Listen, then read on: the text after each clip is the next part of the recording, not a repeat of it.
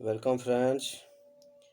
आइए एक बार फिर से हम लोग सामान्य ज्ञान के 30 महत्वपूर्ण प्रश्नों का व्याख्या सहित अध्ययन करने चलते हैं, जिसमें से पहला प्रश्न है हम लोगों का कि भारत की राजधानी नई दिल्ली कब बनी। इस प्रश्न के आंसर के हिसाब से यह राजधानी 1912 में बनी, किंतु अगर सिर्फ इतना ही प्रश्न है और ऑप्शन दूसरा रहे तो ये जानते रहिएगा कि भारत में दिल्ली को राजधानी बनाने का श्रेय जो है वो इल्तुतमिश को जाता है, सल्तनत कालीन शासक गुलाम वंशीय शासक इल्तुतमिश को।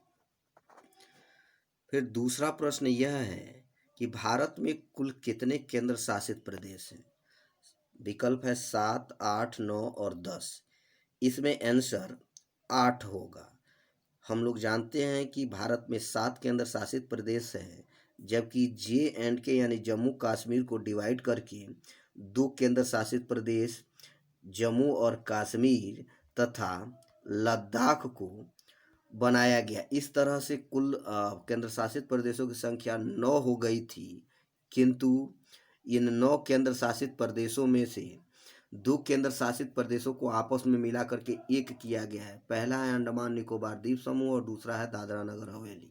इन दोनों को मिला करके एक किया गया, तो इससे एक निकल गया, तो अब वर्तमान में कितना हो गया? 8। तो यह जानते रहिएगा कि 8 है। तीसरा प्रश्न है कि रिजर्व बैंक ऑफ इंडिया के कितने डिप्टी गवर्नर होते हैं।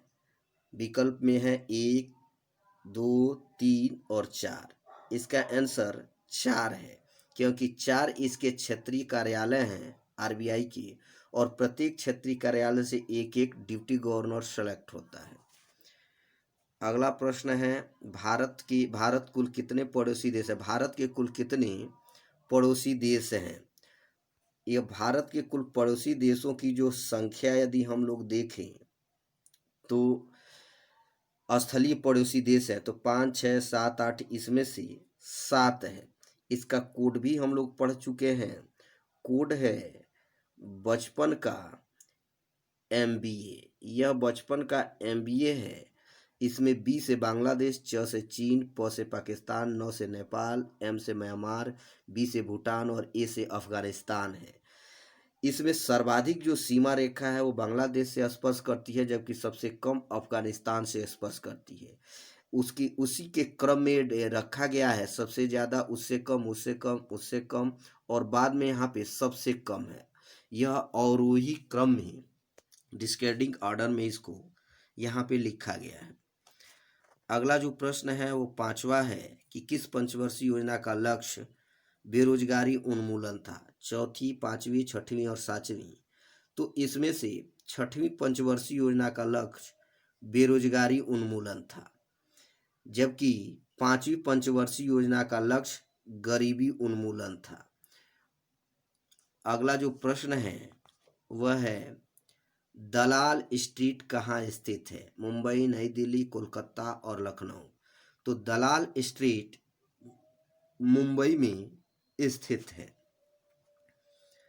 7वां प्रश्न है कि भारत का पहला राष्ट्रवादी कवि किसे माना जा गया है। तो भारत का पहला राष्ट्रवादी कवि मैथिली शरण गुप्त, भारतेंदु हरिश्चंद्र, फिर अमीर खुसरो और हेनरी बेबियन डिरीजियो में से हेनरी बेबियन डिरीजियो को माना गया है। यह एंग्लो इंडियन थे जो बंगाल के क्षेत्र में काफ़ी सक्रिय थे। 1824 के आसपास इनका देहांत हो जाता है, जबकि भारत का राष्ट्रवादी कवि या भारत में राष्ट्रीय कवि का दर्जा मैथिली शरण गुप्त को प्राप्त है। अगला प्रश्न है 8वां कि जल का कौन सा रूप शुद्धतम है। ऑप्शन है वर्षा का जल, आसुत जल, भूमिगत जल और उपयुक्त सभी। इसका आंसर है आसुत जल। आसुत जल डिस्टिल्ड वाटर सबसे ज़्यादा शुद्ध है, क्योंकि वर्षा का जल पहले शुद्धतम माना जाता था। अभी इसमें एसिड रेन और विभिन्न पॉल्यूटेंट की उपस्थिति के कारण, प्रदूषकों की उपस्थिति के कारण वर्षा का जल शुद्ध नहीं रहा। जबकि भूमिगत जल देख ही रहे हैं लगातार वो प्रदूषित होता जा रहा है, इसलिए इसका आंसर आसुत जल है। किंतु अगर वर्षा का, अब आसुत जल ऑप्शन में न रहे तो वर्षा का जल ही इसका आंसर हो जाएगा। अगला प्रश्न है, नौवां, संयुक्त राष्ट्र संघ के सुरक्षा परिषद के कुल कितने सदस्य देश हैं या कितने सदस्य हैं? 5, 10, 15 और 7 में आंसर होगा 15, क्योंकि 5 अस्थाई हैं और 10 अस्थाई सदस्य देश हैं। इन्हीं दोनों को मिलाकर के कुल 15 सदस्य देश इसके होते हैं। 10वां प्रश्न है कि भारत चीन के मध्य पंचशील समझौता, भारत चीन पंचशील समझौता कब संपन्न हुआ था? 1962, 63, 1954, 1959, 1914। तो इसका आंसर होगा बी। यह पंचशील समझौता 1954 में संपन्न किया गया, हिंदी चीनी भाई भाई के नारे के साथ, और इसमें 5 बिंदु थे, इसीलिए इसे पंचशील कहा जाता है। 11वां प्रश्न है, संलेखना विधि का संबंध किस धर्म से है? जैन धर्म, बौद्ध धर्म, वैष्णव धर्म और शाक्त धर्म। तो इसमें से आंसर है जैन धर्म। फ्रेंड्स, संलेखना विधि का दूसरा रूप उपासना विधि के रूप में जाना जाता है, क्योंकि संलेखना को उपासना विधि के नाम से भी हम लोग जानते हैं। फिर अगला प्रश्न है 12वां कि भारतीय संविधान के मूल रूप में, भारतीय संविधान में, यहाँ पे में होगा, मूल रूप से कुल कितनी अनुसूचियां थीं? 13, 10, 8 और 12। तो इसमें इसका आंसर 8 होगा। 9वीं, 10वीं, 11वीं और 12वीं अनुसूची, ये 4 अनुसूचियां समय समय पर जोड़ी गई, जिसमें 11वीं और 12वीं 1992-93 में जोड़ी गई, जबकि 10वीं अनुसूची 1985 में जोड़ी गई और 9वीं अनुसूची 1951 में जोड़ी गई थी। अगला जो प्रश्न है 13वां कि राष्ट्रपति पर महाभियोग को कौन प्रारंभ कर सकता है? ऑप्शन है लोकसभा, राज्यसभा, सी है लोकसभा या राज्यसभा, और चौथा है डी मंत्रिमंडल। तो जानते रहिएगा, संसद के 2 सदन होते हैं, लोकसभा और राज्यसभा, और इनमें से कोई भी यह महाभियोग की प्रक्रिया प्रारंभ कर सकता है। तो इस प्रकार आंसर इसका सी हो जाता है। अगला प्रश्न है 14वां कि भारतीय संविधान के किस भाग में नागरिकता का वर्णन है? भारतीय संविधान के मूल रूप से 22 भाग हैं, और इनमें पहला भाग संघ एवं संघ शासित प्रदेश का वर्णन करता है, दूसरा नागरिकता का वर्णन करता है, जो अनुच्छेद 5 से लेकर के 11 तक में वर्णित है, ये जानते रहिएगा। बाकी तीसरा और चौथा आप जानते ही हैं, मौलिक अधिकार और नीति निर्देशक तत्वों से युक्त है। फिर आगे अगला प्रश्न हम लोग देखते हैं 15वां कि महात्मा गांधी के राजनीतिक गुरु कौन थे? बाल गंगाधर तिलक, दादा भाई नेहरूजी, गोपाल कृष्ण गोखले या तैयब मेहता। तो इसका आंसर जी के गोखले, गोपाल कृष्ण गोखले होगा। बाल गंगाधर तिलक को बेनाम बादशाह की उपाधि प्राप्त है, जबकि दादा भाई नेहरूजी को grand old man of India के नाम से जाना जाता है। फिर अगला प्रश्न है 16वां कि खिलाफत आंदोलन किसके नेतृत्व में चलाया गया था? अली बंधु, मोहम्मद अली जिन्ना, एनी बेसेंट या महात्मा गांधी। तो इसका आंसर महात्मा गांधी होगा, क्योंकि अखिल भारतीय खिलाफत कमेटी की अध्यक्षता महात्मा गांधी ने ही किया था, और इन्हीं के दिशा निर्देश में यह आंदोलन चलाया जा रहा था। अगला प्रश्न है कि मानव शरीर की सबसे बड़ी ग्रंथि कौन सी है? ग्रंथि की बात की जा रही है, ऑप्शन है थायराइड, अग्न्याशय, यकृत, पीयूष। तो ग्रंथि के रूप में सबसे बड़ी ग्रंथि जो होती है वो लीवर होती है, यकृत होती है, जबकि अंतःस्रावी ग्रंथि सबसे बड़ी थायराइड, दूसरी सबसे बड़ी आग्नेयाशय, और आग्नेयाशय को संयुक्त ग्रंथि भी कहते हैं, जबकि पीयूष ग्रंथि सबसे छोटी अंतःस्रावी ग्रंथि है। अगला प्रश्न है 18वां, नीति आयोग कैसी संस्था है? संवैधानिक, असंवैधानिक, संवैधानेतर या उपयुक्त सभी प्रकार की? तो इसका आंसर होगा संवैधानेतर, क्योंकि संवैधानिक नहीं है, क्योंकि संविधान में इसका वर्णन नहीं है। असंवैधानिक भी नहीं है, क्योंकि इसके संविधान में जो तथ्य दिए हैं उसी से जुड़ा हुआ, नीति निर्देशक तत्वों से जुड़ा हुआ इसका तथ्य यहाँ पे आता है, संवैधानेतर के रूप में माना जाता है। तो ये लीगल, कानूनी या मंत्रिमंडल के द्वारा निर्मित अधिनियम के द्वारा या प्रस्ताव के द्वारा यह पास करके बनाई गई संस्था है, जो योजना आयोग के स्थान पर बनी है। 1 जनवरी 2015 को नीति आयोग का निर्माण हुआ था, जानते रहिएगा। इसका पदेन अध्यक्ष भारत का प्रधानमंत्री। 19वां प्रश्न है कि संविधान सभा के संवैधानिक सलाहकार कौन थे? तो फ्रेंड्स, संविधान सभा के जो संवैधानिक सलाहकार थे वो इन्हीं चारों में से ऑप्शन में से होंगे। पहला ऑप्शन है BN राव, फिर दूसरा है राजेंद्र प्रसाद, तीसरा भीमराव अम्बेडकर और चौथा है सरदार पटेल। इसमें आंसर BN राव है। डॉक्टर राजेंद्र प्रसाद संविधान सभा के अध्यक्ष थे। ड्राफ्टिंग कमेटी के अध्यक्ष डॉक्टर भीमराव अम्बेडकर थे और सरदार पटेल को जान ही रहे हैं, यह प्रांतीय संविधान सभा के अध्यक्ष थे। अगला प्रश्न है, पंचायती राज दिवस कब मनाया जाता है? पंचायती राज दिवस 30 जनवरी, 15 जनवरी, 24 अप्रैल और 29 अगस्त।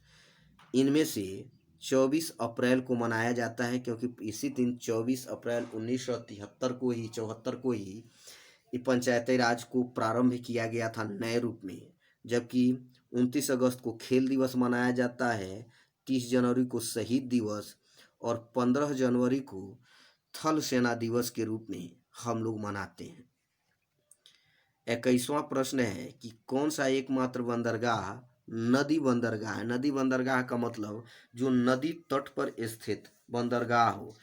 सामान्यतः बंदरगाह समुद्र तटों पर पाए जाते हैं। जो हम लोगों का भारत का यह इलाका है, यहाँ पर भी इन क्षेत्रों में ये सब के सब बंदरगाह पाए जाते हैं। जबकि कोलकाता का बंदरगाह यहाँ पर हुगली नदी तट पर स्थित है और हुगली नदी तट यहाँ से आकर के यहाँ पे बंगाल की खाड़ी में हुगली नदी गिर जाती है। तो नदी तट पर स्थित एकमात्र बंदरगाह कोलकाता है। जबकि मुंबई यहाँ पर स्थित है, यह भारत के अरब सागर वाले हिस्से में। कोचीन केरल के तट पर स्थित है, मालाबार तट या कालीकट तट पर। चेन्नई भारत का प्राचीनतम और सबसे बड़ा कृत्रिम बंदरगाह है, जो यहाँ पर बंगाल की खाड़ी में स्थित है। यह अरबियन सी है और यह बे ऑफ बंगाल है, आप जानते होंगे। तो इस तरह से यह भी एक महत्वपूर्ण प्रश्न है। अगला प्रश्न है कि दास कैपिटल की रचना किसने की या किसकी रचना है? तो Das capital Adam Smith, Karl Marx, Robert Owen, इनमें से कोई नहीं। यह कार्ल मार्क्स की रचना है और कार्ल मार्क्स ने ही सबसे पहले साम्यवाद का वैज्ञानिक रूप या वैज्ञानिक समाजवाद को जन्म दिया था। तो यह साम्यवादियों की बाइबल के नाम से भी, उपनाम से भी जानी जाती है। एडम स्मिथ को अर्थशास्त्र का जनक कहा जाता है, जबकि रॉबर्ट ओवन को, जानते रहिएगा, महत्वपूर्ण तथ्य है, समाजवाद के जनक के रूप में माना जाता है। अगला जो प्रश्न है 23वां, वो है पेरिस शांति सम्मेलन 1919 का संबंध किससे है? प्रथम विश्व युद्ध से, द्वितीय विश्व युद्ध से, 30 वर्षीय युद्ध से, या फिर ब्रिटिश फ्रेंच युद्ध से? तो पेरिस शांति सम्मेलन का संबंध प्रथम विश्व युद्ध से है। हम लोग जानते हैं कि फर्स्ट वर्ल्ड वॉर 1914 से लेकर 1918 तक चला हुआ था। इसकी समाप्ति के बाद से ही दूसरा विश्व युद्ध न हो, इसके लिए शांति सम्मेलन का आयोजन किया गया फ्रांस की राजधानी पेरिस में। इसे ही पेरिस शांति सम्मेलन के नाम से जाना जाता है। इसी में यह निर्णय लिया गया था कि लीग ऑफ नेशन या राष्ट्र संघ की स्थापना की जाए। फिर अगला प्रश्न है 24वां कि किसे अतातुर्क के नाम से जाना जाता है? विकल्प है नेपोलियन, हिटलर, मुस्तफ़ा कमाल पाशा और बाबर। तो अतातुर्क मुस्तफ़ा कमाल पाशा को कहा जाता है। मुस्तफ़ा कमाल पाशा आधुनिक तुर्की के निर्माता हैं। जो तुर्की देश है, इस तुर्की को तुर्की को आधुनिकीकरण पर लाने वाले यही मुस्तफ़ा कमाल पाशा या अतातुर्क थे। वहाँ के राष्ट्रपिता के नाम से भी जाने जाते हैं मुस्तफ़ा कमाल पाशा। और इन्होंने ही खलीफा का पद, जानते रहिएगा, खलीफा का पद समाप्त किया था मुस्तफ़ा कमाल पाशा ने ही। जबकि हम लोग जानते हैं नेपोलियन फ्रांस के शासक थे, हिटलर जर्मनी का यह नाजीवादी दल का प्रमुख और वहाँ के शासक थे, बाबर भारत में मुगल काल के संस्थापक थे। 25वां प्रश्न है कि जिब्राल्टर जल संधि किसे जोड़ती है? तो जिब्राल्टर जल संधि किसे जोड़ती है? ऑप्शन है अटलांटिक महासागर, भूमध्य सागर, दूसरा है प्रशांत महासागर, हिंद महासागर, तीसरा है आर्कटिक महासागर, प्रशांत महासागर, चौथा है भूमध्य सागर और लाल सागर। इसका आंसर अटलांटिक और भूमध्य सागर होगा, क्योंकि यदि आप मानचित्र देखे होंगे तो यूरोप का इलाका ऐसे आता है और इसी के किनारे ऐसे करके यह अफ्रीका आता है, अफ्रीका महाद्वीप इस रूप में आता है।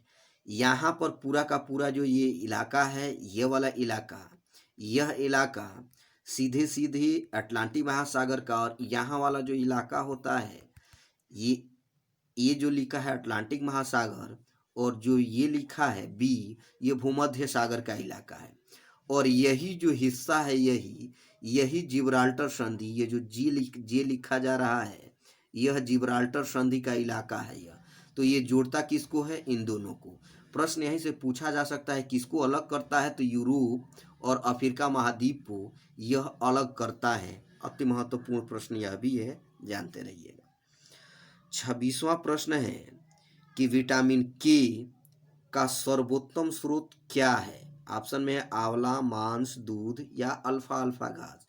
तो इसका आंसर अल्फा अल्फा घास होता है, जो अफ्रीका के जंगलों में भारी मात्रा में पाया जाता है, भारत में भी नॉर्थ ईस्ट में पाया जाता है। जानते रहिएगा, ये जो विटामिन के है ये मानव शरीर के जो ब्लड होता है इसको थक्का जमाने में आवश्यक होता है। यदि इसकी कमी हो जाए तो ये थक्का नहीं जमता है। अगला जो प्रश्न है 27वां, वह प्रश्न है कि भारत में शासन की कौन सी प्रणाली प्रचलित है? विकल्प है प्रतिनिधि लोकतंत्र, रिप्रेजेंटेटिव डेमोक्रेसी, फिर पार्लियामेंट्री या संसदीय सिस्टम, फिर इनडायरेक्ट डेमोक्रेसी, या उपरोक्त सभी। तो इसमें हम लोग जानते हैं कि लोकतंत्र, भारत एक विशाल लोकतंत्र है और इसमें प्रत्यक्ष लोकतंत्र को यहाँ पर लागू नहीं किया जा सकता, इसलिए अप्रत्यक्ष लोकतंत्र को लागू किया गया है। प्रतिनिधि लोकतंत्र का मतलब हम लोग जानते हैं, हम लोग डायरेक्टली प्रतिनिधियों को सेलेक्ट नहीं करते बल्कि इनडायरेक्टली भी करते हैं।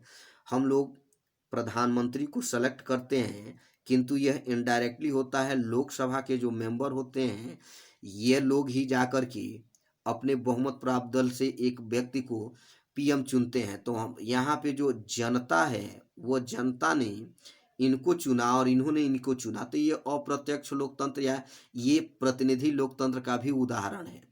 और चूंकि हमारे यहाँ संसद है, संसदीय गतिविधियां होती है, संसद ही विधायिका का काम करती है, इसलिए संसदीय शासन प्रणाली के भी साक्ष्य हैं। तो इस तरह से जो इसका आंसर हुआ वो उपरोक्त सभी हो गया। फिर अगला प्रश्न है 28वां कि महारानी विक्टोरिया का डिस्पैच या घोषणा पत्र जो 1 नवंबर 1958 को पढ़ा गया था वो कहाँ पढ़ा गया था? विकल्प है लंदन, कोलकाता, नई दिल्ली और प्रयागराज।